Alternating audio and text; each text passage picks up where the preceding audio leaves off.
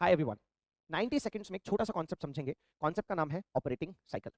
Operating cycle क्या है?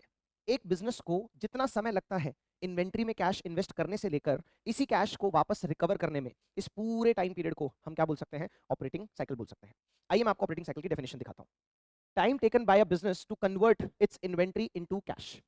अब इस प्रोसेस को समझने के लिए मैंने नीचे कुछ स्टेप्स लिखे हैं। सबसे पहले कुछ समय हम लेते हैं रॉ मटेरियल को खरीदने में।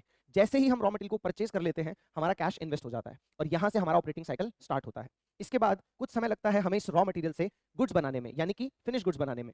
इसके बाद कुछ समय हमें लगता है फिनिश गुड्स को बेचने में, सेल करने में। और उसके बाद अगर हमने सेल किया है क्रेडिट पे, तो कुछ समय हमें लगेगा इस क्रेडिट यानी कि डेटर से पैसा रिकवर करने में। अगर इस सभी टाइम पीरियड को मैं जोड़ दूं तो इसे हम बोल सकते हैं ऑपरेटिंग साइकिल। यानी कि कैश इन्वेस्टेड से लेकर कैश रिकवर्ड तक के बीच का जो समय है, इसे हम क्या बोलते हैं? Operating cycle.